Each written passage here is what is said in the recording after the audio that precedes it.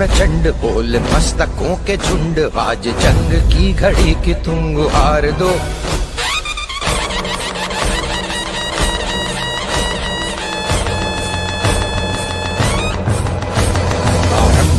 प्रचंड बोल मस्तकों के झुंड, आज जंग की घड़ी की तुम गुहार दो। आन बान शान या की जान का हो दान, आज एक धनुष के बाण पे उतार दो। आरंभ है प्रचंड बोल मस्तकों के झुंड, आज जंग की घड़ी की तुम गुहार दो। आन बान शान या की जान का हो दान, आज एक धनुष के बाण पे उतार दो। आरंभ है प्रचंड।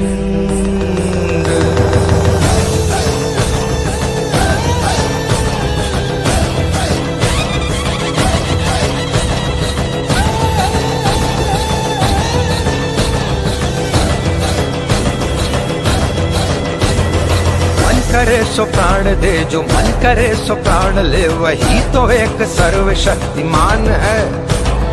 मन करे सो प्राण दे, जो मन करे सो प्राण ले, वही तो एक सर्वशक्तिमान है। कृष्ण की पुकार है, ये भागवत का सार है, कि युद्ध ही तो वीर का प्रमाण है।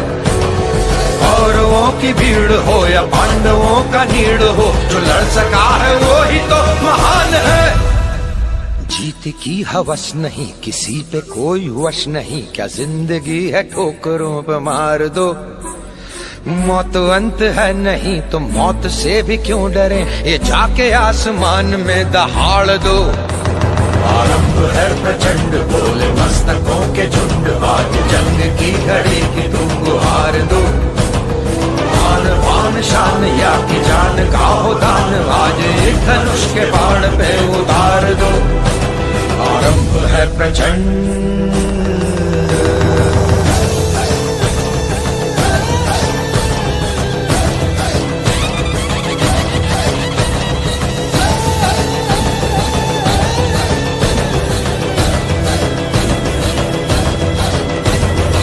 वो दया का भाव या कि शौर्य का चुनाव, या कि हार का वो भाव, तुम ये सोच लो।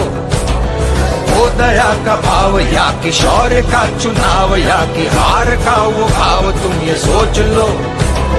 या कि पूरे भाल पर जला रहे विजय का लाल लाल ये गुलाल, तुम ये सोच लो। रंग केसरी हो या मृदंग केसरी हो, या कि केसरी हो ताल, तुम ये सोच लो।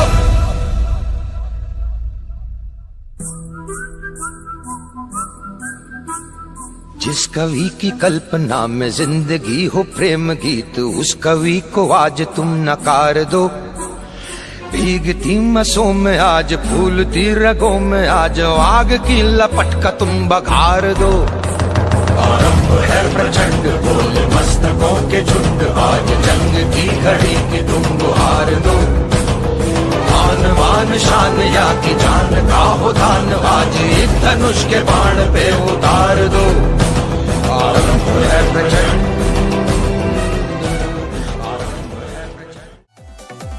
हम कत्लो सहन करेंगे, अब जंग छिड़ी है भारी। तुम आ जाओ महाराणा, हम देखें बाट तुम्हारी। तुम आ जाओ महाराणा, हम देखें बाट तुम्हारी।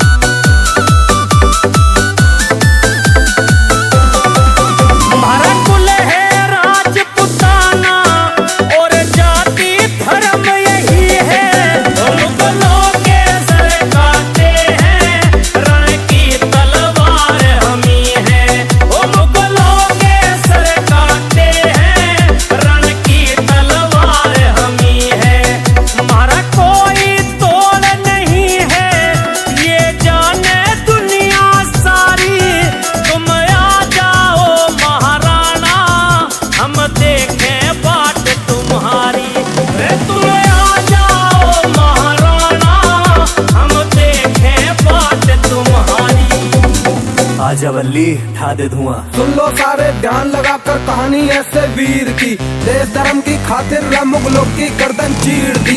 वहाँ पर लहकी बिजली सी तलवार हाथ में रहती थी, जिस ओर भी राणा बढ़ जाए बस सोनित नदियाँ बहती थी। पराक्रम की गौरव गाथा लिखी पड़ी बलिदानों से, कुंभलगढ़ का किला आज भी भरा पड़ा परमाणों से। महाराणा ने मुगलों में रखोप ऐसा फाड़ दिया, बहलोल खान को रणभूमि में घोड़े के साथ ही फाड़ दिया। महक उठेगी ज्वाला भीतर पड़ो जीवनी राणा की, मस्तक ऊंचा तिलक लगाकर जयकार करो महाराणा की।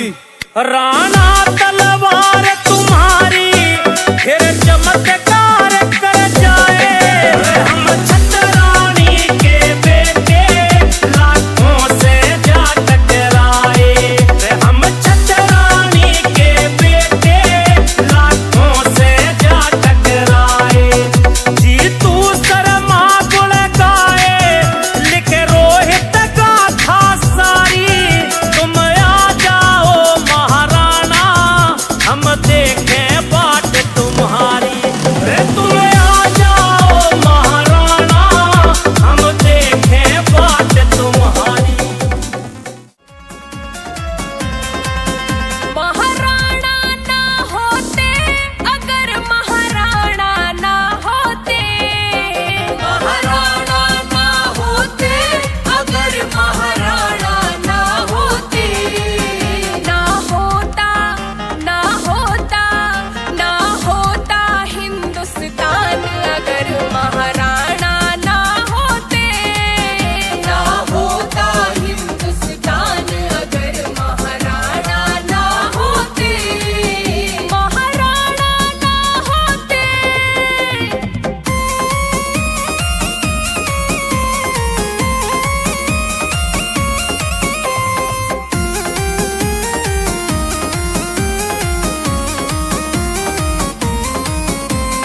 राज ताज को छोड़ के राणा वन में रहते थे। घास की रोटी खाते थे कितने दुख सहते थे।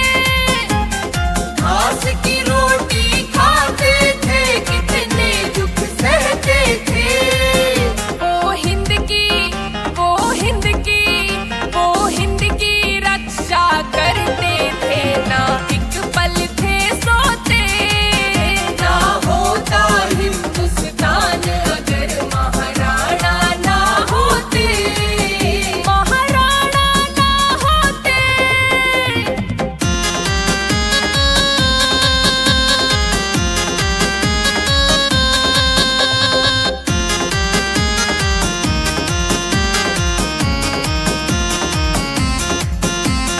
दिल्ली की सत सेना के घुटने टिकवाए थे। घेरा था चुन चुन मुगलों को मार भगाए थे। घेरा था चुन चुन मुगलों को मार भगाए थे। भाले की भाले की भाले की देख के धार उड़ते मुगलों के तोते।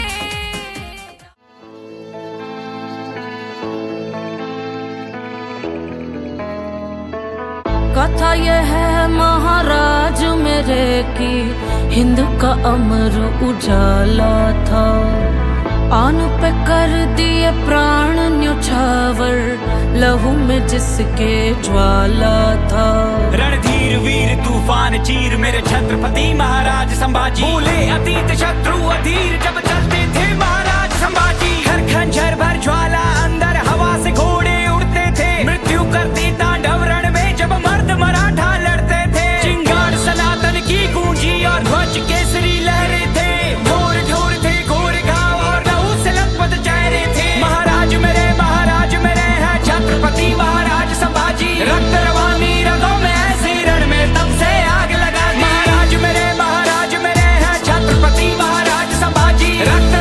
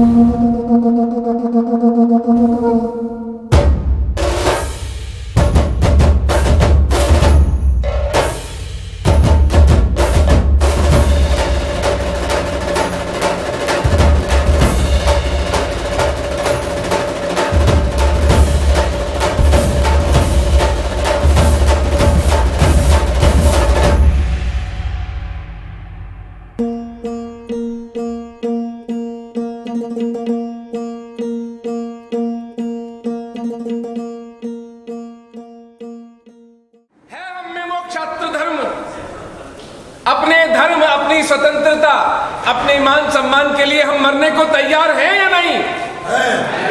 अगर मरने को तैयार नहीं है तो अभी इस सभा से उठकर चले जाओ। क्यों? कि जहां मेरे प्रताप का यशोगान हो रहा है वो मेरे लिए पूजा स्थली है, वहां मैं पूजा कर रहा हूं और आप सब यहां पुजारी हैं। उस महापुरुष की स्मृति में हम अपने आंसू, अपनी श्रद्धा और अपना धन्यवाद उनके चरणों में रखते हैं कि उनके कारण आज हम हिंदू हैं। लेकिन अगर सड़ी गली मरी हुई जिंदगी, हमें स्वतंत्रता और आत्मसम्मान से रिक्त जिंदगी हमें चाहिए, तो हमें कोई अधिकार नहीं कि हम उस महापुरुष की जयंती को मनाएं। इसलिए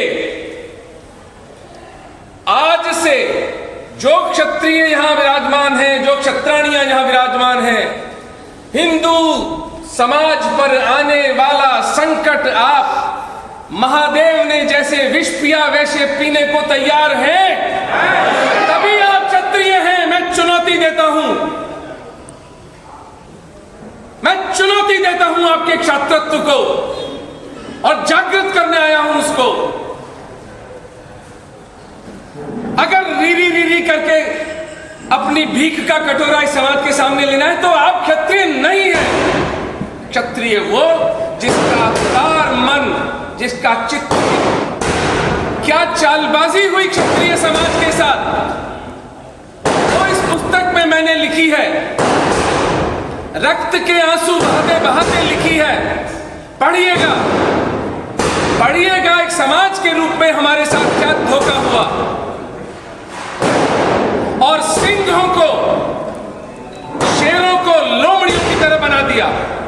ये सोची समझी रणनीति वामपंथी जिहादियों की थी। 70 साल में जिन महाराणाओं ने, जिन राजपूतों ने 1000 वर्षों तक मुसलमानों से लोहा लिया और धर्म को सुरक्षित रखा, पर कोर्ट केस करते हैं।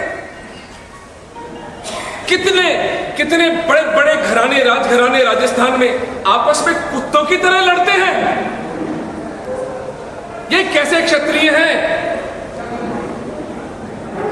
कब आत्मसम्मान छोड़कर पैसा हमारे लिए महत्वपूर्ण? मैं पैसे का पुजारी हूं, मैं लक्ष्मी की पूजा करता हूं दीपावली के दिन, और वैसे भी हिंदू समाज के उत्थान के लिए धर्मांश फाउंडेशन चलाता हूं, जिसमें मैं हर हिंदू से 100 रुपए प्रति माह का दान मांगता हूं। पैसे की महत्ता मैं कम नहीं कर रहा, लेकिन पैसा भाई से बढ़कर नहीं है। किडनी खराब होगी तो भाई की लगेगी। पैसा बेटी जैसी छोटी बहन से बढ़कर नहीं है। और जब एक समाज स्वतंत्रता और सत्य की उपासना न करके पैसे की उपासना करता है तो वो कायर हो जाता है। और ये दुर्भाग्य घटा हमारे साथ। लेकिन फिर अर्जुन सिसोदिया नाम के कवि की 2 पंक्तियां सुनाता हूं। गांधी की अहिंसा की बीमारी से ग्रस्त इस देश में एक कवि ये लिखता है, युद्ध नहीं जिनके जीवन में वे भी बड़े अभागे होंगे। आपने सुनी नहीं होगी ऐसी बात। यहां तो शांति शांति, सुबह शाम खाने के टाइम भी शांति, सोने के टाइम भी शांति, उठते टाइम भी शांति।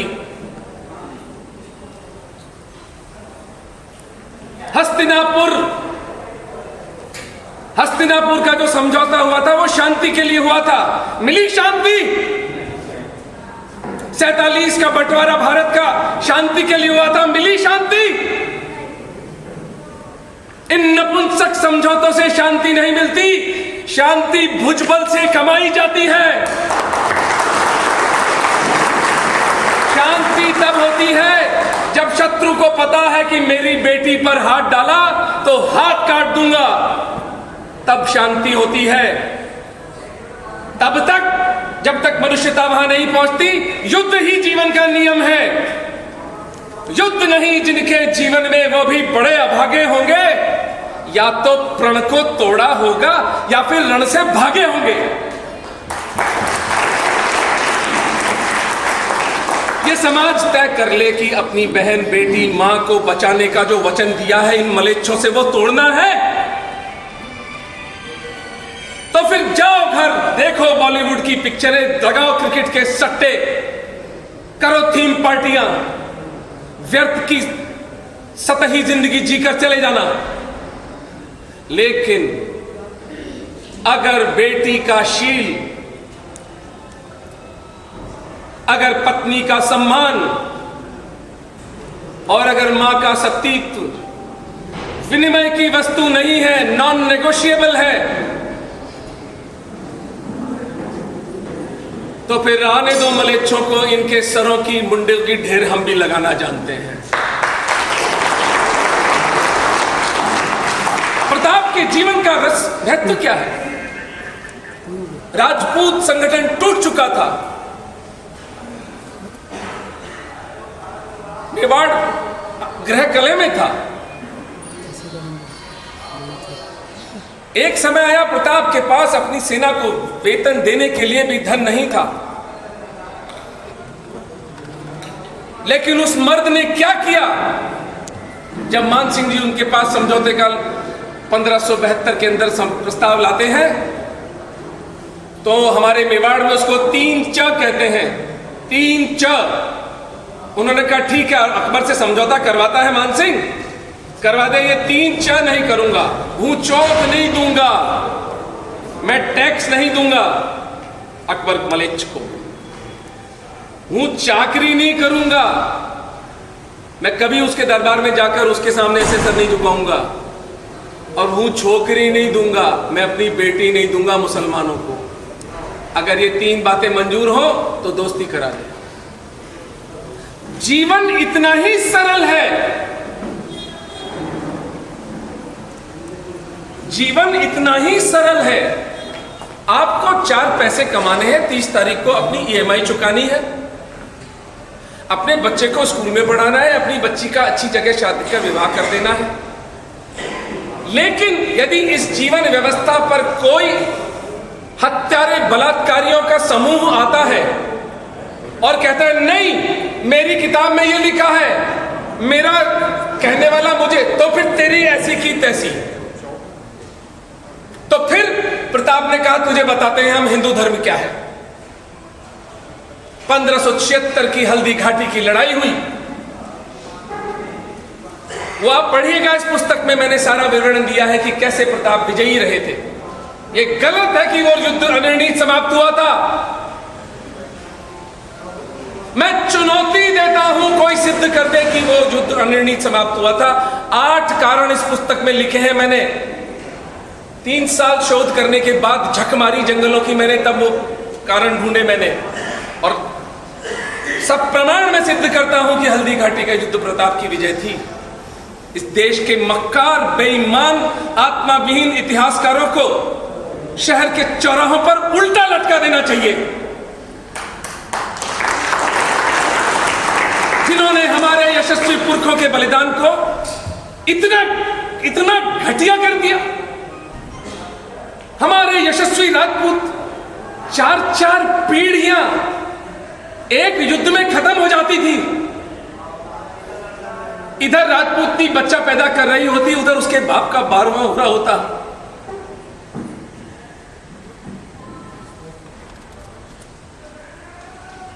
इन नीच लोगों ने हमारे पुरखों के त्याग को मिटा दिया और हमने मिटने दिया। आज उनकी आत्मा हमको श्राप नहीं देती होगी क्या ऊपर से? आज किस बात की कमी है हिंदू समाज के पास? क्या कमी है क्षत्रियों के पास? धन नहीं है, बुद्धि नहीं है, आत्मा नहीं है, संकल्प नहीं है, तो फिर क्या भेड़ों की तरह जिंदगी जी रहे हो? उठकर अपना अधिकार अगर ये संसार प्रेम से दे तो प्रेम से, नहीं तो छीन कर लेंगे। 3 हिंदू राजाओं के नाम बताइए मुझे, बताइए, कोई तो बोलो यार। महाराणा प्रताप सिंह, छत्रपति शिवाजी महाराज, गुरु गोविंद सिंह, 3 नाम। और आपको बताऊं ये तीनों 16वीं शताब्दी में हुए थे। 16वीं शताब्दी में आमतौर पर एक हिंदू को जो नाम पता है वो 3 नाम है, जो तीनों 16वीं शताब्दी में होते हैं। भारत पर पहला इस्लामी आक्रमण कब और किसने किया था? Very good, very good. कब किया था? 8वीं शताब्दी में। अब जरा भयावह स्थिति देखिए, 8वीं शताब्दी में पहला इस्लामी आक्रमण होता है। आपको 3 नाम पता है हिंदू राजाओं के जिन्होंने मुसलमानों से लोहा लिया। बीच के 800 साल के हिंदू राजाओं के नाम नहीं पता आपको? के लिए इस पुस्तक को पढ़िए और किसी की बर्थडे, किसी की एनिवर्सरी, किसी दीपावली के दिन ये पुस्तक उनको भेंट दीजिए। ये पुस्तक नहीं है, ये हमारे पुरखों की स्मृति में लिखा हुआ धर्म ग्रंथ है।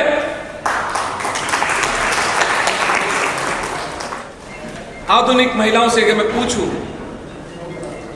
स्त्रियों के साथ जीवित अग्नि में स्नान करती है, क्योंकि उस समय आज से 800 वर्ष पूर्व उस देवी को पता था ये मलेच्छ मेरे मरे हुए शरीर के साथ भी संभोग करेंगे, इसलिए वो संभावना ही समाप्त कर दी। जो राक्षस आए किले का दरवाजा तोड़कर, उनको हड्डियों और राख के अलावा कुछ नहीं मिला। आज की स्त्रियों को नहीं पता, 800 साल पहले हमारी पुरखी देवियों को पता था। ये होता है सतीत्व, ये होता है ज्ञान, ये होती है प्रज्ञा, और ये होता है संकल्प, अपना शील, अपना धर्म बचाने का।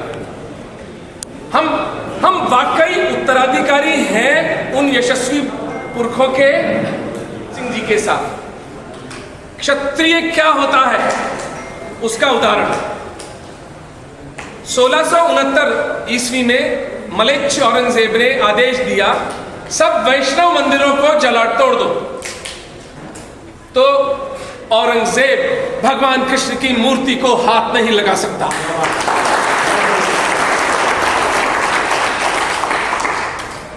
फिर ब्राह्मणों को कहा कि आप मेवाड़ में जहां आपको भगवान कृष्ण का मंदिर बनाना है बनाइए। सिहाड़ नाम के गांव में गुसाई जाते हैं, मंदिर की स्थापना करते हैं। जहां आज आप नाथ द्वारा की पूजा करते हैं, वो उस महापुरुष राज सिंह के प्रश्रय से बना हुआ कृष्ण का मंदिर है। दुख इस बात का है, दुख इस बात का है 100 फुट ऊंची प्रतिमा महाराणा राज सिंह जी की नाथ द्वारा में लगवा कर जाऊंगा, ये मेरा। और जिस दिन मैं आपसे पैसे मांगने आऊं, उस दिन खुले हाथ से पैसे दे देना, क्योंकि मेरे पास तो इतना धन है नहीं। अंतिम बात, मैं एक एनजीओ चलाता हूं निमित्तकम पाकिस्तानी हिंदुओं के लिए। वो एक अपने आप में पूरा विषय है जिसमें मुझे लगता है कि मुझे दोबारा आना चाहिए आपके बीच में और उस विषय को रखना चाहिए। आपके यहाँ शडानी दरबार है, हजारों पाकिस्तान से विस्थापित हिंदू यहाँ पर बैठे हैं। कृपा करके उनकी तरफ प्रेम का हाथ बढ़ाइए। इन दुखी सताए हुए हिंदुओं का साका जौहर तो आज भी चल रहा है। तो हम एक समाज के रूप में क्षत्रिय समाज, क्षत्रिय वो जो हंसते हुए हिंदू समाज का दर्द पी जाए, क्योंकि केवल क्षत्रिय के पास इतनी चौड़ी छाती है। यानी खून का तो मैं घी बनाऊं, दीवो करूं कपाल, अपनी कपाल का दीपक, शिरा काट बाती करूं जौहर आयो काट।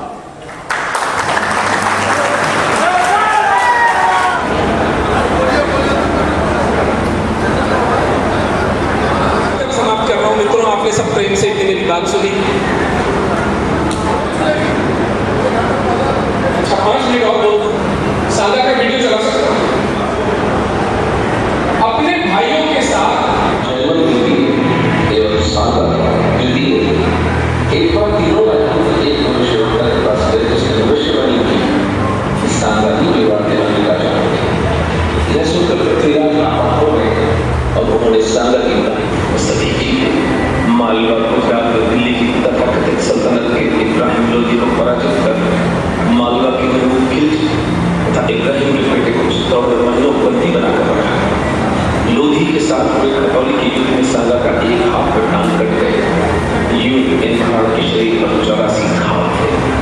एक महाराणा के लिए भी ये सफेद झूठ भी फैलाया गया कि इसी लोधी को पराजित करने के लिए उन्होंने पत्र लिखकर बाबर को बुलावा दिया था। 1527 में चुगताई बाबर भारत की छाती पर चढ़ाया। हमलों में सागर और बाबर की सेनाओं के बीच तुमुल युद्ध हुआ। मुगलों की तोपों से सहस्त्रों योद्धा मारे गए। तो एक अविश्वसनीय कृत्य कर डाला।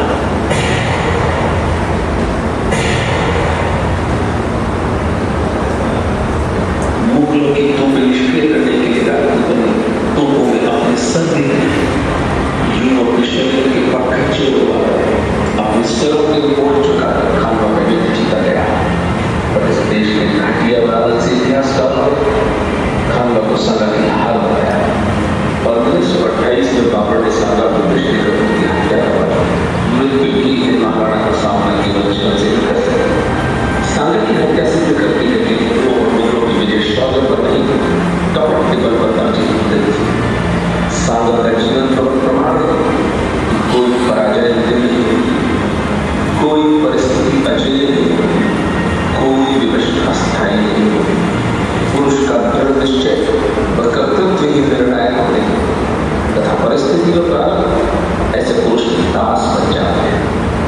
यह पुस्तक हिंदू समाज को खानवा का सत्य बताएगी और सागा के साथ हुए अन्याय को चर्चा ही करेगी ताकि इस बार कोई बार हम हिंदुओं को धोखे में न डाल पाए।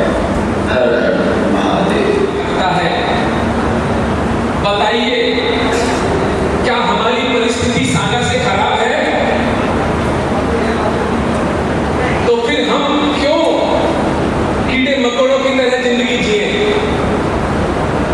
क्षत्रिय समाज को फिर से खड़ा होना होगा क्योंकि हिंदू धर्म की रक्षा केवल क्षत्रिय समाज कर सकता है और हिंदू धर्म विश्व गुरु बनेगा उस दिन जिस दिन क्षत्रिय समाज अपने पूरे तेज के साथ खड़ा होगा।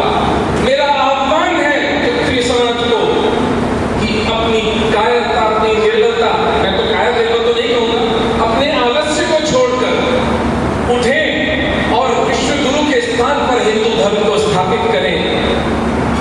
लोहे के पेड़ हरे होंगे। एक आशावादी बात के साथ अपनी बात समाप्त कर रहा हूं। लोहे के पेड़ हरे होंगे, तू गीत युद्ध के गाता चल। नम होगी ये मिट्टी जरूर, आंसू के कण बिखराता चल। आप सबने इतने प्रेम से मेरी बात सुनी, इसके लिए बहुत बहुत आभार। आप जब मुझे बुलाएंगे, मैं जब मुझसे भागा दौड़ा हुआ यहाँ पर आऊंगा और आपके साथ एक दिन, 2 दिन, जितना भी समय आवश्यक होगा बिताऊंगा। जय श्री राम। ये पुस्तक पढ़िए और सबको पढ़ाइए।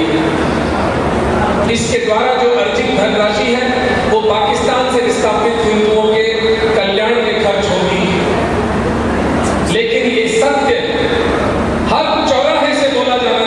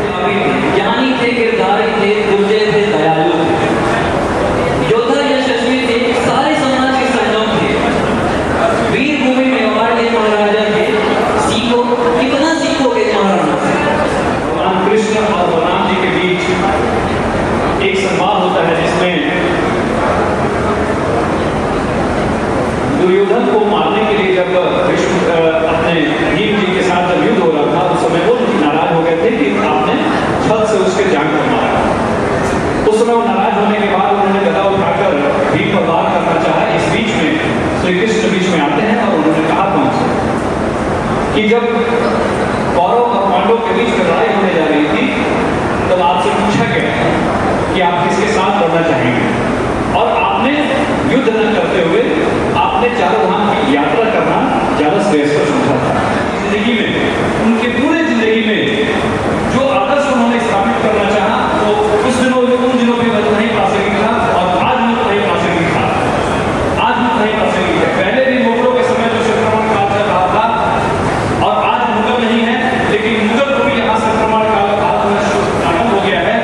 और इस मुगल काल के इस लड़ाई में अगर हम सभी के बीच अगर ये बात नहीं जाएगी और उसको प्रासंगिक हम नहीं समझेंगे, तो फिर जैसा कि उमेंद्र भैया ने कहा कि फिर हमें क्षत्रिय कहने का और छत्रम दिखाने का हमारे पास कोई भी ऐसा हमारे पास कहने का कोई विषय नहीं रह जाएगा। और आज से 100 साल के बाद जब आपसे कोई पूछे, जब इतिहास लिखी जाएगी, तो आप सभी से पूछा जाएगा कि उस धर्म की लड़ाई में आपने क्यों नहीं उसको दिल पर बनाया था। मैं निवेदन करूंगा अपने बीच अखिल भारतीय वीरांगना समाज के वीरांगना, क्षत्रिय समाज के अखिल भारतीय अध्यक्ष हमारे बीच हम सब की भाभी नीतू भाभी अपने बीच उपस्थित है।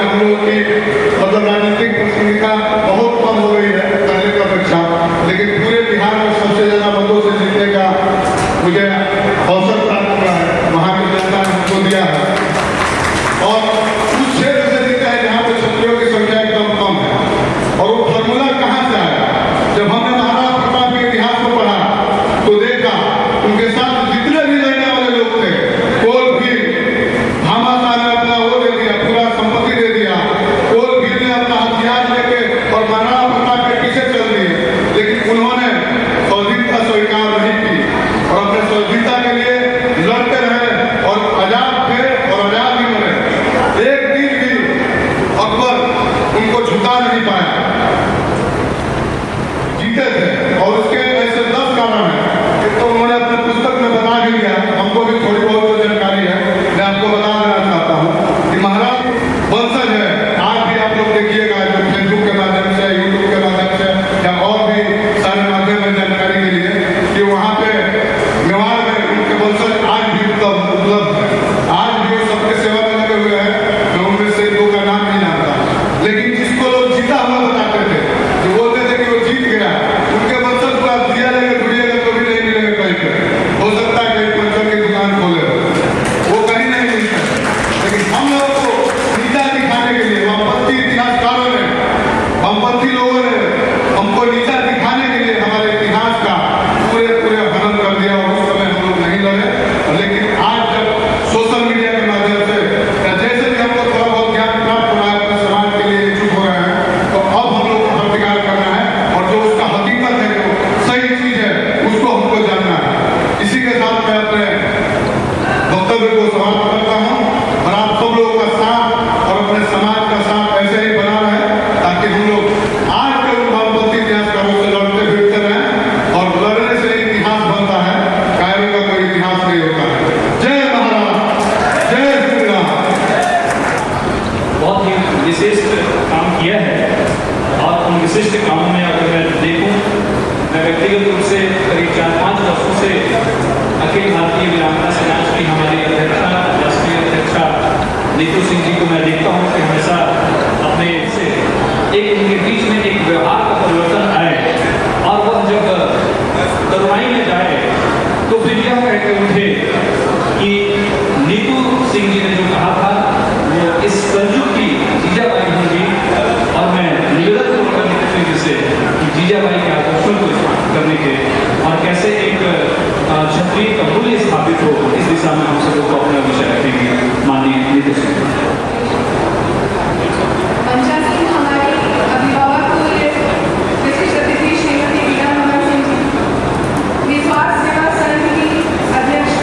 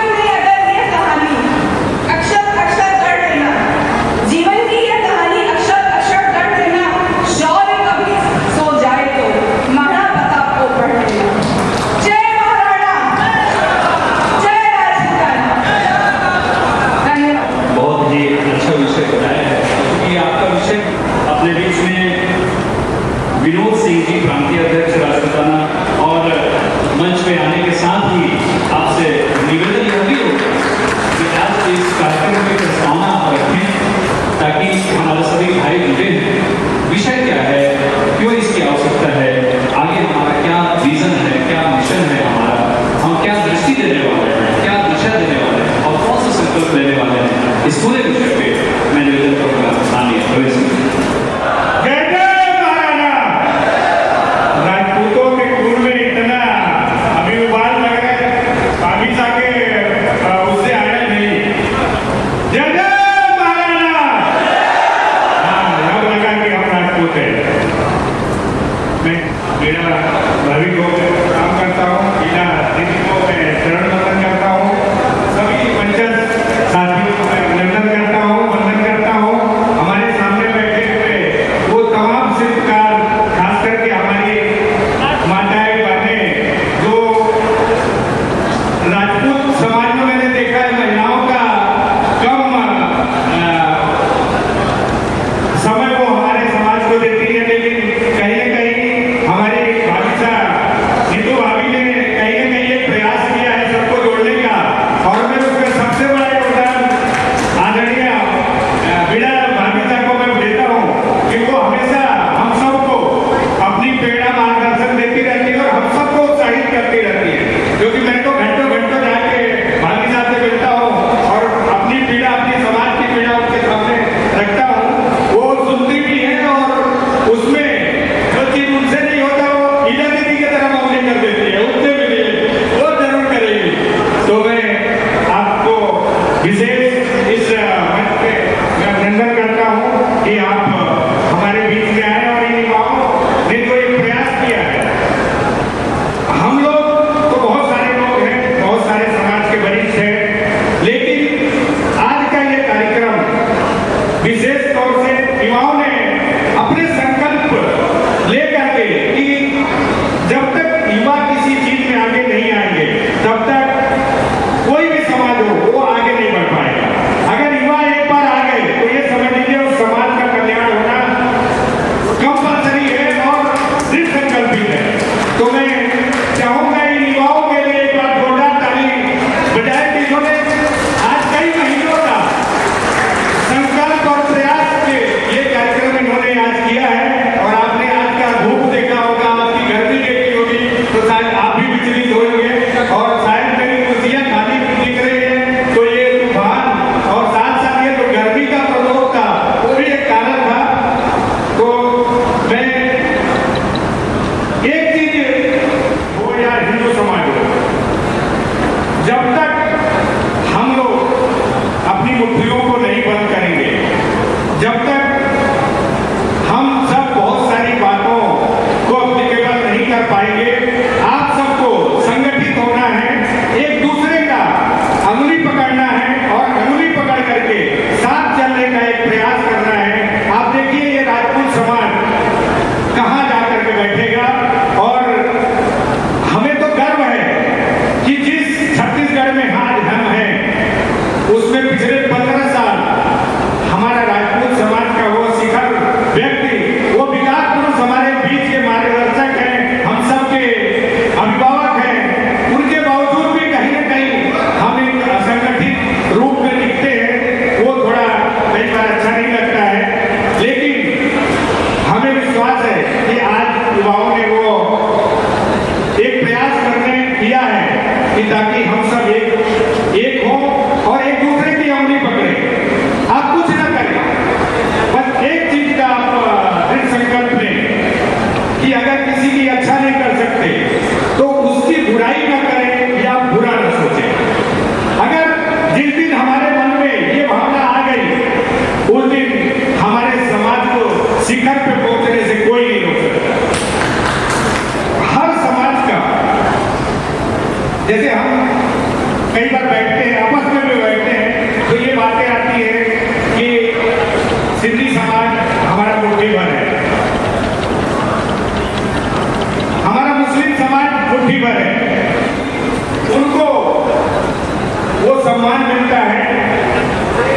तो उसका कारण सिर्फ यही है कि हम कहीं न कहीं उन चीजों पे वो जो कर रहे हैं उसके तरफ हम अपने आप को नहीं बढ़ा रहे हैं, सिर्फ उसके बारे में सोच रहे हैं। जिस दिन हमारे समाज के लोग, हमारे युवा लोग, हमारे वरिष्ठ लोग ये सोचना चालू कर दें कि हम राजपूत हैं, आज ये हिंदुस्तान, आज हम किसकी जन्मदिन मना रहे हैं, हम किसकी जन्मदिन मना रहे हैं,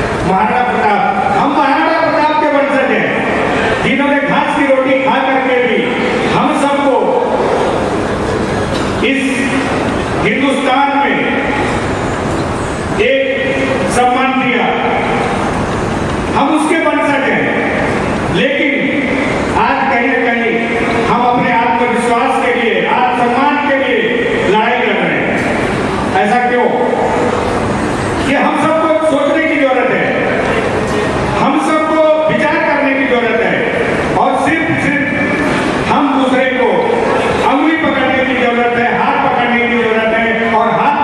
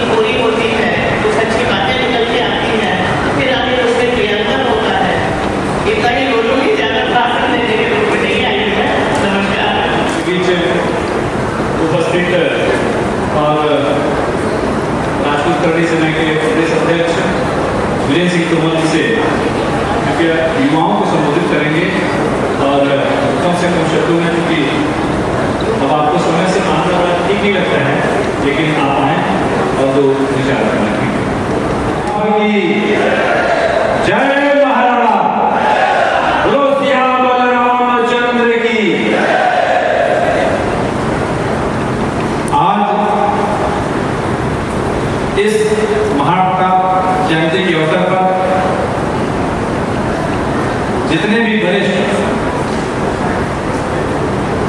सामने बैठे हुए हैं, मंच में बैठे हुए सभी को सादर प्रणाम चरण वंदन करता हूँ। साथ ही एक ऐसी मात्र शक्ति हमारे साथ में, हमारे सबों के साथ में है, जिनसे जब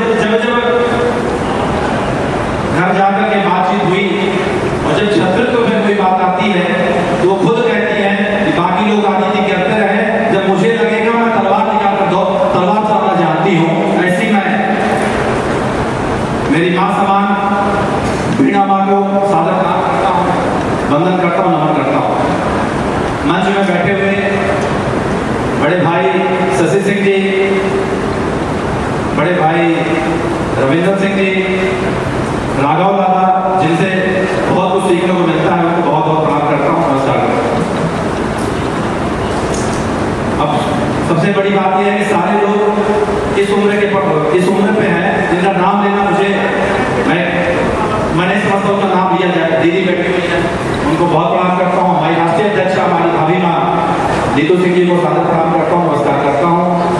हमारे बिलासपुर से पंजाब भी आए, मैं उनको प्रणाम करता हूँ।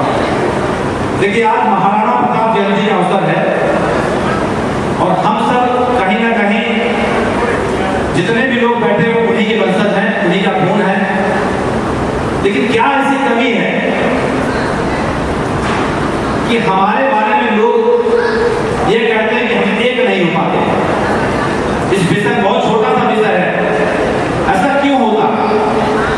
लेकिन मैं इस बात को नकारता हूं। मैं समझता हूं जब बात आती छत्तीसगढ़ की, जब बात आती छात्र धर्म की, और जब बात आती सनातन धर्म हिंदुत्व की, तो छत्री ही आगे दिखता है, छत्री ही अपने प्राणों की आहुति देता है। आप इस बात से कई बार जानते हैं। इस सनातन धर्म की रक्षा, हिंदुत्व की रक्षा आप सब समझते हैं, जानते हैं कि छत्री ही लड़ा है, छत्रियों ने बलिदान दिया, तब सनातन धर्म हिंदुत्व हमारा सुरक्षित है। और यह देश, हम बार बार इस बात को सुनते हैं कि महाराणा प्रताप जी ने इस देश की रक्षा के लिए उन्होंने क्या क्या बलिदान दिए। हम सब कुछ सोच करके भी सोच भी नहीं सकते उतना बलिदान देने के लिए। हम तो अपना अहम नहीं सोच पाते हैं, बलिदान की बात छोड़ दीजिए। हमारे पास इतना फूट फूट के अहम भरा हुआ है, ईगो जिसे कहते हैं। मेरा किनारा, ईगो नहीं जागो, तोड़ो नहीं जोड़ो। क्या जोड़ पाते हैं? क्या ईगो छोड़ पाते हैं? अगर हम आज महाराणा प्रताप जयंती के अवसर पर अगर हम यहाँ पे उपस्थित हैं, तो क्या ये बात यहाँ से लेके जा सकते हैं? क्या ये एक संकल्प लेके जा सकते हैं यहाँ से? आज से हम ये महाराणा प्रताप की बात तो हम बहुत अच्छे से करते हैं कि महाराणा प्रताप हमारे महाराणा प्रताप की फोटो लगाते हैं, फूल माला पहनाते हैं, बहुत अच्छी बात। लेकिन क्या उनके पदचिन्हों में हम चल पाते हैं? उनका इतना गौरवशाली इतिहास, उस गौरवशाली परिवार के हम लोग, उस गौरवशाली खून के हम लोग, और आपस में ईगो रख करके अपने समाज की दुर्दशा करते हैं। तो अगर आप सब यहाँ से संकल्प लेकर जाने की क्षमता है, देखिए ओमेन रघुकुल जी ने बहुत सुंदर सुंदर बातें कही, झंझोर कर रख दिया छत्रियों को, छत्राणियों को। हम लीपल आसीना करें, हमारे भुजाओं में इतना बल है कि हम चाहें तो पत्थर को पकड़कर चूर कर दें। लेकिन क्या वैसा हम कर पाते हैं? सिर्फ एक ही कारण है कि हम ईगो में बने हुए हैं। अगर हम आज यहाँ से संकल्प और महाराणा प्रताप जी की जयंती, उस जयंती पर हम यहाँ से एक संकल्प लेके जाएं कि हम ईगो नहीं पालेंगे और अपने स्वाभिमान की रक्षा के लिए कुछ भी कर जाएंगे। देखिए, स्वाभिमान और अभिमान में बड़ा अंतर है। स्वाभिमान के लिए हम कुछ भी कर सकते हैं, लेकिन जब अभिमान आ जाए, हमको खुद स्वयं पता नहीं चलता। जब हमारा स्वाभिमान का अभिमान बदल जाता है, हमको स्वयं पता नहीं चलता, हम अभिमानी हो जाते हैं। तो हमें देखिए, हमें स्वाभिमानी होना चाहिए, लेकिन अभिमानी नहीं होना चाहिए। अभिमान किसी का नहीं रहा है, तो हम अगर अभिमानी रहेंगे तो निश्चित रूप से हम क्षीण होते जाएंगे, हमारी ताकत क्षीण होती जाएगी, हम कहीं के नहीं रहने जाएंगे। अगर समाज है तो सब कुछ है, समाज है तो सारी चीजें। तो निश्चित रूप से बहुत ही शानदार आयोजन, शानदार युवाओं के द्वारा पहल। जितने भी युवा साथी इस आयोजन को, महाराणा जयंती इस आयोजन को, जिन लोगों ने इस मुकाम तक पहुंचा, इस सफल आयोजन में उन्होंने, हम समझते हैं कि जब कोई भी छोटा कार्यक्रम या बड़ा कार्यक्रम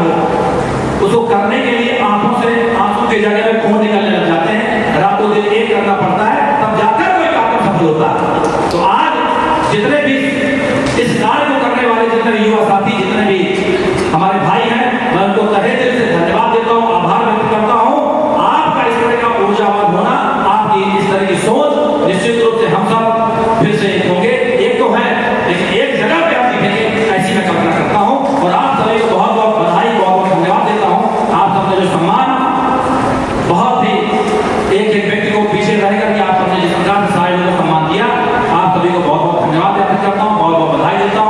निश्चित रूप से जब कभी भी इस तरह के आयोजन होंगे तो पूरा समाज का बड़ा हिस्सा लेगा। अगली बार और विशाल आयोजन होगा, लाखों की संख्या में नहीं, करोड़ों की संख्या में हमारे भाई यहाँ पे उपस्थित होंगे, ये मुझे पूर्ण विश्वास है। बहुत बहुत धन्यवाद, आप सभी का बहुत बहुत आभार। उपस्थित युवाओं के मार्गदर्शक, युवा योजना सरकार बड़े भाई रणवीर सिंह जी हमारे बीच उपस्थित, हमारी गौरव अखिल भारतीय क्षत्रिय महासभा के राष्ट्रीय अध्यक्षा आदरणीय भाभी श्रीमती नीतू सिंह जी, हमारे बीच में श्री राजपूत राष्ट्रीय मेरी सेना के प्रदेश अध्यक्ष श्री वीरेंद्र सिंह तोमर जी, हमारे बड़े भैया श्री सुखबीर सिंह राघव जी, हमारे अखिल भारतीय क्षत्रिय महासभा के राष्ट्रीय सचिव श्री अमित सिंह जी, तथा समस्त हमारे प्यारे भाई, हमारी माताएं, बहनें और बच्चों, महाराणा प्रताप जयंती हम लोग हर वर्ष बड़े धूमधाम से मनाने की योजना बनाते हैं, वो बनाते भी हैं। निसंदेह भाभी माने प्रश्न उठाया कि कुछ खाली होने, इस पर मैं ये जरूर कहना चाहूँगा कि युवाओं ने बहुत मेहनत जरूर किया है, लेकिन कुछ एक भी सिर्फ खाली नहीं है। दोस्तों, वैसे तो हमारे षड्यंत्रकारी इतिहासकारों ने हमारे क्षत्रिय समाज को बदनाम करने में कोई कमी नहीं महसूस किया है। यहाँ तक कि जितने फिल्में बनाई गई और आज भी बनाई जा रही है, वो क्षत्रिय समाज के खिलाफ बनाई जाती है। क्यों? क्योंकि हमारा में एकता नहीं है। छोटी छोटी समाजों को मैं देखता हूँ, वो सिंधी समाज हो, मारवाड़ी समाज, एक पेड़ के ऊपर सब कसम इकट्ठे हो जाते हैं तन मन धन से। हमारे समाज में ऐसा नहीं होता है। वो इसलिए नहीं होता क्योंकि हम अपने आप को ठीक करने के लिए आगे नहीं बढ़ते। यदि हम सब ये सोचें कि हमारा कोई भाई आगे बढ़ रहा है तो हम दूसरे भाई, बाकी भाइयों की मदद करें। आप देखिए बहुत जल्दी वो दिन जुड़ रही कि हमारा राजपूत क्षत्रिय समाज काफी आगे बढ़ेगा। छत्तीसगढ़ में चुनाव का समय नजदीक है, सभी दलों के लोग यहाँ बैठे होंगे। मैं तो चाहता हूँ भारतीय जनता पार्टी हो या कांग्रेस पार्टी हो, सभी दलों से हमारे राजपूत समाज की ओर से कम 5 सीट की मांग करनी चाहिए, कम से कम। और अधिक तो अधिक है। राजस्थान हो, मध्य प्रदेश हो, मध्य प्रदेश में भी शिवराज सिंह चौहान के खिलाफ राजपूतों ने जब मैदान पे उतरा, उनकी सांसें फूल गई थी और उन्होंने एक भी राजपूत के खिलाफ अपराध दायर नहीं कर पाए, क्योंकि उनमें एकता दिखी। वही एकता छत्तीसगढ़ में दिखाने की जरूरत है। आदरणीय डॉक्टर रमन सिंह साहब 15 साल तक मुख्यमंत्री रहे। 15 साल के मुख्यमंत्री में अप्रत्यक्ष रूप से जितनी मदद करनी चाहिए उन्होंने मदद किया। आज इस भवन में आप बैठे हैं, वो भवन भी उन्हीं की देन है। मैं ज्यादा समय न लेते हुए आप सबों से निवेदन करूंगा कि अपनी एकता को बनाए रखें। यदि एकता होगा तो निसंदेह हमारी जीत होगी।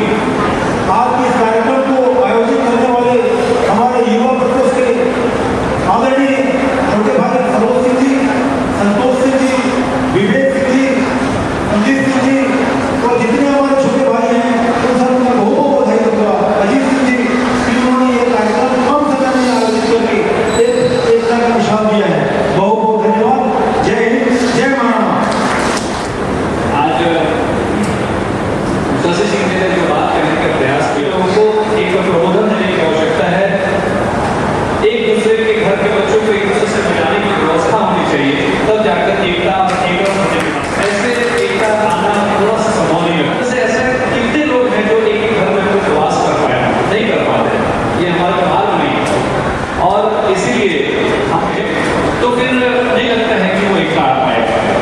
और एक दिन में आने का विषय नहीं है, साधना का विषय है। भगवान श्री कृष्ण ने गीता के 5वें अध्याय में ये कहा था, उसमें उन्होंने यह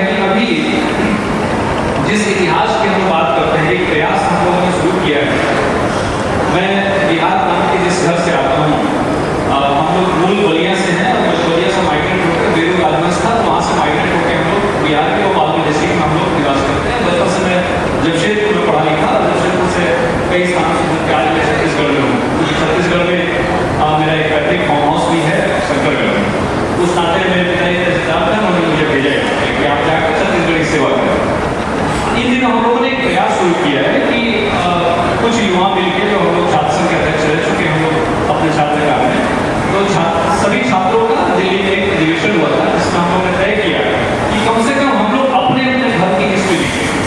जो अच्छा काम किया उसको लिखने की आवश्यकता है। मैं नहीं कहूँगा कि आप निगेटिव लिखें, एक कम से कम पॉजिटिव है। तो मेरी बात पर थोड़ा गौर करें कि जब हम लोग रिसर्च करते हैं जनता के बीच में और उसको फिर वैलिडेट करते हैं किसी साइट जैसे नहीं है, और अगर हमने कुछ नहीं लिखा तो जिस तरीके से इतिहास को तोड़ मरोड़ के हम लोग को पढ़ाया गया, उसके बाद हम सबों को रिसर्च के लिए एक बार तैयार होना पड़ेगा। और अब क्षत्रिय समाज के लिए कुछ रिसर्च करना होगा, तो उमेंद्र रत्न जी से मिलकर मैं इस पर आगे का काम करना चाहूँगा। हमारे बीच में बिलासपुर से चल के आए और हम सबों के बड़े भाई और बहुत दिनों से समाज के कार्य में लगे हुए नैन सिंह को निवेदन है, कृपया बहुत कम शब्दों में, सार्वजनिक शब्दों में हम सबको संबोधित करेंगे। इसके बाद आभार प्रकटीकरण और इस कार्यक्रम को यशस्वी बनाने में लगे हुए सभी लोगों का मोमेंटो प्रदान करने के बाद भोजन पश्चात सभी यहाँ से प्रस्थान करेंगे। नैन सिंह को याद कार्यक्रम के आयोजक युवा प्रकोष्ठ के अध्यक्ष रविंद्र सिंह जी, कर्णी से भाई वीरेंद्र सिंह तोमर जी, हमारे लातूर से आए विनोद सिंह जी, अखंड भारत सभा के अध्यक्ष एवं वर्तमान में अखंड भारत प्रांत के अध्यक्ष विनोद सिंह जी, बिलासपुर से आए हुए सभी अपने साथी, उपस्थित क्षेत्रीय बंधुओं, हमारा सब एक क्या कारण है यार कि हम अलग अलग सा जैसे रहते हैं? क्या कारण है यार हमारे जिनको हम उंगली दिखा के बोलते थे कि देखो वो छोटा समाज है, वो पिछड़ा समाज है, वो हमसे बहुत छोटा है। आज अगर देखें इस लोकतंत्र के तो हम संख्या के बल पे बहुत कमजोर हैं, लेकिन हमारी स्थिति आज क्या हो गई? अखिल भारतीय क्षत्रिय महासभा का कार्यक्रम रखा है, बहुत मेहनत किया, बहुत अच्छा सफल कार्यक्रम हुआ। पहला कार्यक्रम ऐसा मुझे लगता है, लेकिन काफी प्रांत स्तरीय कार्यक्रम के काफी सफल पाया गया है। आने वाले समय में युवा पीढ़ी को और भी आगे इस प्रकार का आना पड़ेगा। और लोकतंत्र, जैसे मैंने एक शब्द बोलना चाहता हूँ कि लोकतंत्र में संख्या बल की ताकत हमेशा होना चाहिए।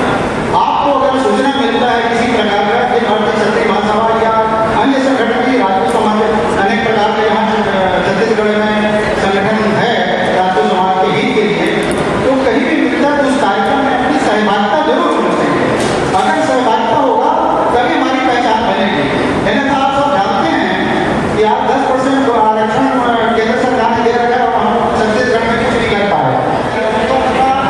जहाँ ईश्वर भी जो गर्भ में रहने के लिए, पैदा होने के लिए ईश्वर की तड़पता था, उसके हम वंशज हैं। तो हम अपने आप को पहचाने और अपने स्थान जैसे पहले था राजपूतों का, उसी स्थान में पुनः प्राप्त करने का प्रयास करें। आपको कहीं भी किसी भी समय अगर सूचना मिलता है कि राजपूत समाज का कार्यक्रम है तो उनका तन मन धन से सहयोग करें, यही मेरा निवेदन है। और आप सबको इतना कहकर मैं अपने वाणी यही नाम देता हूँ। आपने मुझे बुलाया, मुझे सम्मान किया, युवा प्रकोष्ठ अखिल भारतीय क्षत्रिय महासभा के तत्वाधान में कार्यक्रम हुआ। आप सबको पुनः दिल से बधाई। इतना करके अपने वाणी में नाम देता हूँ। जय हिंद, जय भारत, जय बड़े भैया रविंद्र सिंह जी, बड़े भैया सती सिंह जी, दीदी ईना जी, भाभी उनकी राष्ट्रीय अध्यक्ष जी, वीरेंद्र सिंह तोमर जी और राहुल दादा और उपस्थित सभी हमारे बने कार्यक्रम वीर शिरोमणि महाराणा प्रताप हम लोगों के कंधे पे एक तरह से ये जिम्मेदारी डाल दी थी और फ्री हैंड कर दिया था, जो करना करो, जैसे करना करो, हम तुम्हारे साथ हैं। और उसका लाभ हम सभी भाइयों ने मिलकर उठाया, खूब उठाया। जहां जिस भाई के पास गए, जो मांगे खोल के मिला, कुछ कहीं बाकी नहीं रहा। किसी ने अच्छी सलाह दी, किसी ने अच्छा साथ दिया, किसी ने अच्छा धन दिया, किसी ने अच्छा आशीर्वाद दिया। मिला सब कुछ, कहीं न कहीं से कुछ न कुछ मिला जरूर। अगर कोई खा लिया तो उठाया नहीं। और उसका एक परिणाम है कि कार्यक्रम आप लोगों के हिसाब से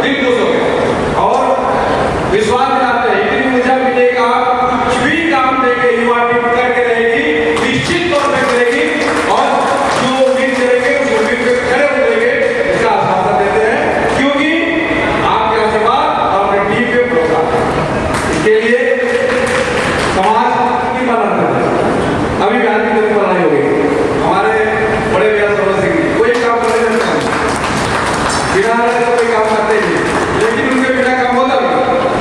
तो विशेष रूप से सभी का सहयोग रहा और आप लोग का आशीर्वाद का कांची पुनः आप लोग जो भी दायित्व लेंगे वो निश्चित तौर पे हमारी टीम करने का पूरा प्रयास करेगी।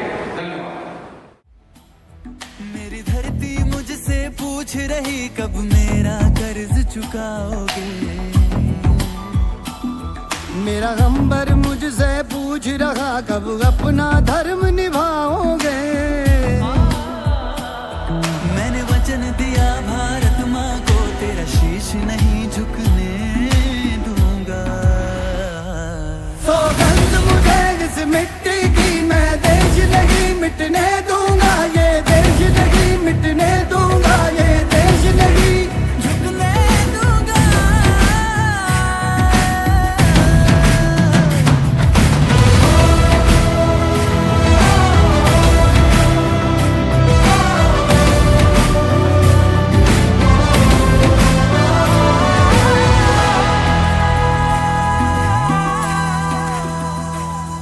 वो जितने अंधेरे लाएंगे मैं उतने उजाले लाऊंगा। वो जितनी रात बढ़ाएंगे मैं उतने सूरज उगाऊंगा। इस छल फरेब की आंधी में, छल फरेब की आंधी में ये दीप नहीं बुझने दूंगा। इस मिट्टी की मैं देश नहीं मिटने दूंगा, ये देश नहीं मिटने दूंगा, ये देश नहीं झुकने दूंगा। घायल परिंदा है तू, दिखला दे जिंदा है तू, बाकी है तुझ में हौसला। तेरे जुनू के आगे अंबर पनाहे मांगे, कर डाले तू जो फैसला। रूठी तकदीरें तो क्या, टूटी शमशीरें तो क्या, टूटी शमशीरों से ही हो। कर हर मैदान फतेह, कर हर मैदान फतेह, कर हर मैदान फतेह रे बंदिया, हर मैदान फतेह। कर हर मैदान फतेह, कर हर मैदान फतेह, कर हर मैदान फतेह रे बंदिया, हर मैदान फतेह।